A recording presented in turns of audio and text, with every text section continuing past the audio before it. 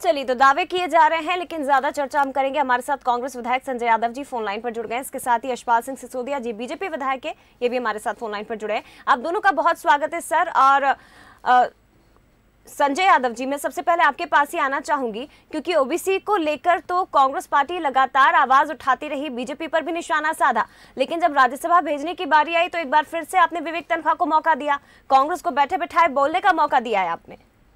देखिए, अगर विवेक तन्खा जी को मौका न देते, योग्य व्यक्ति को, भारतीय जनता पार्टी की संस्कृति में झूठ फरेब इनके दिल में आ चुका है और दिल की बात भी अब झूठ निकलती है, क्योंकि भारतीय जनता पार्टी ने ओबीसी के साथ छल कपट किया है।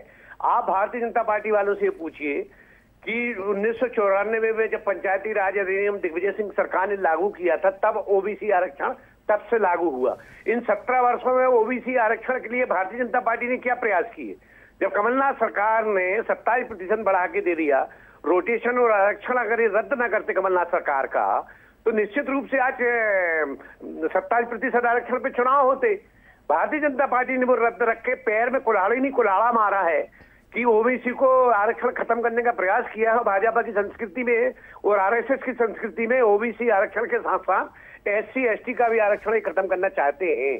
तो भारतीय जनता पार्टी की झूठ फरेब की राजनीति आम जनता समझ चुकी है। विवेक तन्खा जी योग्य है, योग्यता के साथ साथ उनकी आवश्यकता देश को भी है, प्रदेश को भी है और पार्टी को भी है। कैसे ऐसे योग्य अपने सामाजिक, अभी विवेक तन्खा जी अपने अरुण यादव योग्य उम्मीदवार पार्टी की नजरों में नहीं थे संजय यादव जी, क्योंकि उनका तो नाम आगे चल रहा था कि वो शायद राज्यसभा जा सकते हैं। आने वाले समय में लोकसभा लड़ेंगे और वो निर्वाह, और विवेक तन्खा जी को बहुत प्रदेश को भी आवश्यकता है, क्योंकि अपने संसाधनों से कोविड आया रहा, सरकार तो अपने पैसे से करती है, तन्खा जी तो अपने तरीके से मैनेजमेंट करके काम करते। तो अगर तन्खा जी को न करते तो फिर ये कैसे कश्मीरी ब्राह्मण को वो कर दिया?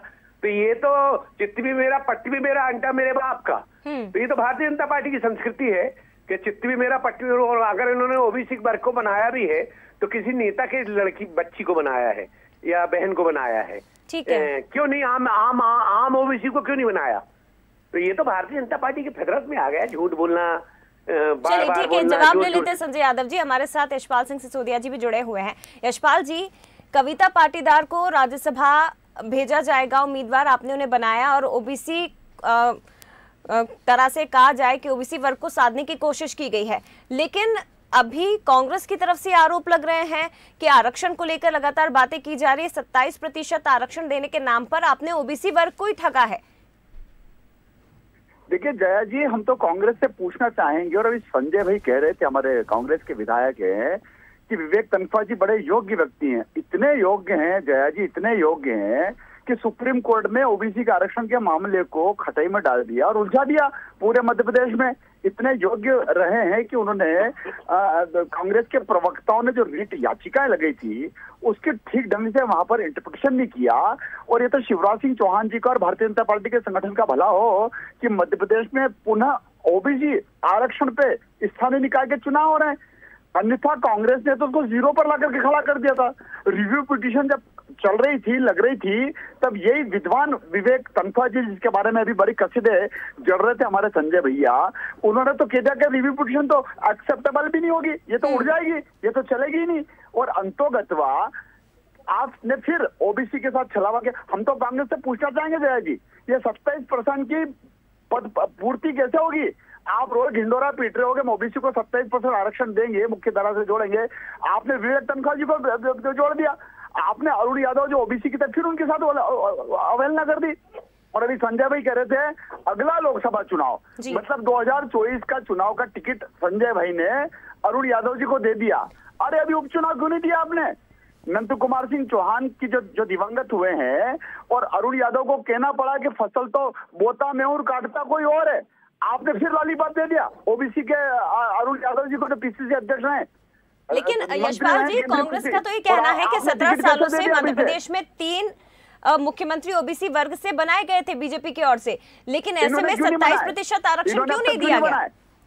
उमा भारती जी, बाबूलाल जी गौर, शिवराज सिंह जी चौहान ओबीसी वर्ग का प्रतिनिधित्व करते हैं। तीनों लगातार इस मध्य प्रदेश में ओबीसी वर्ग का तत्व है ही है, लेकिन भारतीय जनता पार्टी का प्रतिनिधित्व करना है मुख्यमंत्री के रूप में।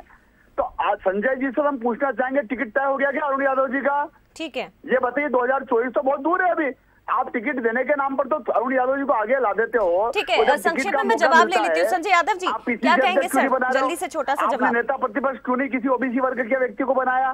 ठीक है यशपाल जी, जवाब ले लेते हैं। संजय यादव जी जवाब दीजिए। मुझे तो बड़ा दुख होता है कि सिसोदिया जी को मंत्री नहीं बनाया, और विवेक तनखा की सवाल पे, योग्यता पे सवाल उठा रहे। सिसोदिया जी भी बड़े योग्य है, तो उनको मंत्री क्यों नहीं बनाती सरकार? हमारे यहाँ तो विवेक तनखा के बराबर योग्य भारतीय जनता पार्टी में मुख्यमंत्री से लेके कोई मंत्री नहीं है। इतने योग्य के अलावा इतने सामाजिक कार्य करते हैं। लेकिन मुझे दया इस बात की आ रही कि सिसोदिया जी को योग्य भारतीय जनता पार्टी नहीं मानती, तभी तो मंत्री नहीं बनाया। हम विवेक तनखा जी को योग्य मानते हैं, इसलिए राज्यसभा सदस्य बनाया, लेकिन भाजपा सिसोदिया जी को योग्य नहीं मानती, इसलिए मंत्री नहीं बनाया। ठीक है, लेकिन सवाल तो अब अरुण यादव पर भी खड़े हो रहे हैं ना कि नाम तो उनके सामने आ रहे थे राज्यसभा उम्मीदवार को लेकर, और बीजेपी अब ये कह रही है कि अरुण यादव की पीठ पर छुरा भोंका है कांग्रेस ने राज्यसभा उम्मीदवार के तौर पर विवेक तनखा को भेजकर। भाजपा ने भी तो, शिवराज जी ने भी तो सिसोदिया जी के साथ छल किया है। ठीक है, फिलहाल सर बहुत धन्यवाद आपका, यशपाल सिंह सिसोदिया जी। संजय यादव जी कांग्रेस विधायक हमारे साथ जुड़े थे, आप दोनों का ही बहुत शुक्रिया बंसल से बातचीत करने के लिए, चर्चा में शामिल होने के लिए। तो कांग्रेस और बीजेपी दोनों ही राज्यसभा प्रत्याशियों का ऐलान कर दिया है, लेकिन अब इसे लेकर सियासत गर्मा गई है कि आखिर ओबीसी का हितैषी कौन है, क्योंकि बीजेपी की ओर से कविता पाटीदार को मैदान में उतारा गया है जो कि ओबीसी वर्ग से ही आती हैं, और ऐसे में अब बीजेपी को कांग्रेस पर निशाना साधने का मौका मिल गया कि ओबीसी हितैषी होने का दावा करने वाली, ओबीसी हितैषी होने की बात करने वाली कांग्रेस ने आखिर क्यों विवेक तनखा को यहां से प्रत्याशी बनाया है।